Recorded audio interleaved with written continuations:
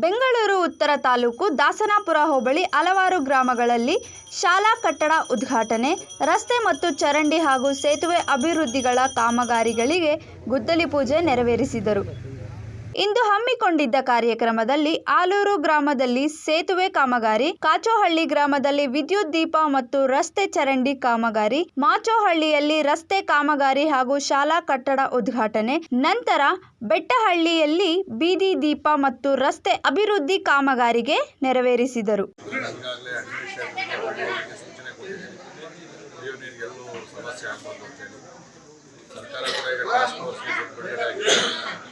ನಾಳೆ ಸಹಿ ಮಾಡಿ ಎಲ್ಲೆಲ್ಲಿ ನೀರಿನ ಅವಶ್ಯಕತೆ ಇದೆಯೋ ಮತ್ತು ಪಂಚಾಯತಿ ಫೈನಾನ್ಸ್ ಅನುದಾನವನ್ನು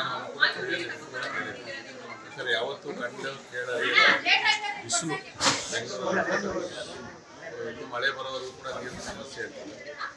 ಸರ್ಕಾರ ಕೂಡ ಆದಷ್ಟು ಬೇಗ ಸ್ಥಳೀಯ ಸಂಸ್ಥೆಗಳ ಚುನಾವಣೆಗಳನ್ನು ಘೋಷಣೆ ಮಾಡಿ ನಿಗದಿ ಮಾಡಬೇಕು.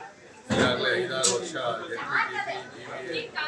ಜನಪ್ರತಿನಿಧಿಗಳೇ ಇವತ್ತು ಸರಿ ಹೋಗ್ತಾನೆ, ಬರೀ ಅಧಿಕಾರವನ್ನು ದಬ್ಬಾಳಿಕೆ ಯಾವುದೇ ತೀರ್ಮಾನಗಳನ್ನು ತಗೊಂಡು ಯಾವ ಜನಪ್ರತಿನಿಧಿಗಳು ಕೂಡ ಗೌರವವನ್ನು ಕೊಡ್ತಾರೆ.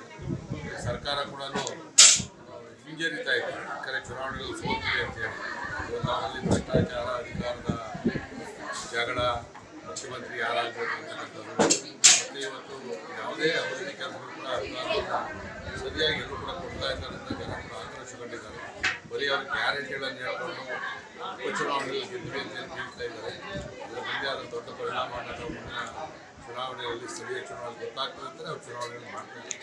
ಸರ್ಕಾರಕ್ಕೆ ಒತ್ತಾಯ ಮಾಡ್ತೀವಿ, ಬೇರೆ ಚುನಾವಣೆ ಆತಂಕ ಏನಿಲ್ಲ. ಈ ರಾಹುಲ್ ಗಾಂಧಿ ಇಂಥವ್ರಿಗೆ ಆತಂಕ ಆಗೈತೆ ಅಷ್ಟೇ ಅವ್ರಿಗೆ.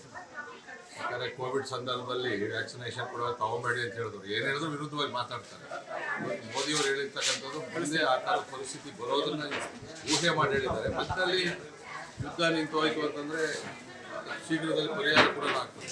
ಆದರೆ ನಾವು ಎಕ್ಸ್ಟ್ರೀಮ್ ಏನಾಗ್ಬೋದು ಅನ್ನೋದಕ್ಕೋಸ್ಕರ ಒಂದು ಸೂಚನೆ ಕೊಟ್ಟಾರೆ, ಅಲ್ಲಿ ಇವತ್ತು ಹೋಗೋದಿಲ್ಲ. ಇವತ್ತು ಚಿನ್ನ ಏನು ಅಂದರೆ ನಿಮಗೆ ಖಾಲಿ ಬೇಕು, ಇವೆಲ್ಲ ತೊಗೊಳ್ಳಿ, ತೊಂದರೆ ಇಲ್ಲ. ಅದನ್ನು ತೊಗೊಂಡು ನಾವು ಇನ್ವೆಸ್ಟ್ ಮಾಡ್ತಾಯಿದ್ದೀವಿ. ಇನ್ವೆಸ್ಟ್ ಮಾಡ್ತಾ ಇರೋದ್ರಿಂದ ಏನಾಗ್ತದೆ, ವಿದೇಶಿ ವಿನಿಮಯಕ್ಕೆ ನಮ್ಮ ದುಡ್ಡು ಜಾಸ್ತಿ ಹೋಗಿ ರೂಪಾಯಿ ಮೌಲ್ಯ ಕಡಿಮೆ ಆಗ್ತಾ ಇದೆ. ಆ ದೃಷ್ಟಿಯಿಂದ ಹೇಳಿರ್ತಕ್ಕಂಥದ್ದು. ಮತ್ತು ಪೆಟ್ರೋಲು ಡೀಸೆಲ್ ಅಷ್ಟೇ, ಮನೆ ಮುಂದೆ ಇರೋ ಅಂಗಡಿನೂ ಕೂಡ ನಾವು ಗಾಡಿಗಳು ತೊಗೊಂಡು ಹೋಗ್ತೀವಿ, ವೇಟ್ ಮಾಡ್ತೀವಿ, ಅದನ್ನು ಹಿತವಾಗಿ ಬಳಸಿ. ಆದರೆ ಪೆಟ್ರೋಲ್ ಡೀಸೆಲ್ ನಮ್ಮಲ್ಲಿ ಉತ್ಪಾದನೆ ಆಗಲ್ಲ, ಹೊರದೇಶದಿಂದಲೇ ಬರಬೇಕು. ಇವತ್ತು ಇಸ್ರೇಲ್, ಇರಾನ್, ಅಮೇರಿಕಾ ಯುದ್ಧದ ಪರಿಣಾಮ ಕೇವಲ ಭಾರತದ ಮೇಲೆ ಆಗ್ತಾಯಿಲ್ಲ, ಇಡೀ ಪ್ರಪಂಚದ ಅಮೇರಿಕಾ ಸೇರಿಸಿದಾಗೆ ಪರಿಣಾಮ ಎದುರಿಸ್ತಾ ಇದ್ದಾರೆ. ಅನೇಕ ಇಸ್ಲಾಂ ಕಂಟ್ರಿಗಳಲ್ಲಿ ಈಗಾಗಲೇ ಪೆಟ್ರೋಲ್ ಡೀಸೆಲ್ ಬೆಲೆಗಳನ್ನು ಎಲ್ಲವೂ ಕೂಡ ಏರಿಸಿರ್ತಕ್ಕಂಥದ್ದು ನೋಡಿದ್ದೀವಿ. ಇಲ್ಲಿವರೆಗೂ ನಮ್ಮ ಸರ್ಕಾರ, ಮೋದಿಯವರ ಸರ್ಕಾರ ₹1 ಪೆಟ್ರೋಲ್ ಡೀಸೆಲ್ ಇಷ್ಟೆಲ್ಲ ಏರುಪೇರಿದ್ರೂ ಕೂಡ ಏರ್ಸೋಕೆ ಹೋಗಿಲ್ಲ. ನಾವು ಹೇಳಿರ್ತಕ್ಕಂಥದ್ದು ದೇಶದ ಹಿತದೃಷ್ಟಿಯಿಂದ ಬೇರೆ ಬೇರೆಯವರು ಬೇರೆ ಥರ ಅವರು ವ್ಯಾಖ್ಯಾನ ಮಾಡ್ತಾರೆ. ವಿರೋಧ ಮುಕ್ತರು ಮಾಡ್ತಕ್ಕಂಥದ್ದು, ಅದಕ್ಕೆ ನಾವೇನು ಲೆಕ್ಕ ಇಡೋದಿಲ್ಲ.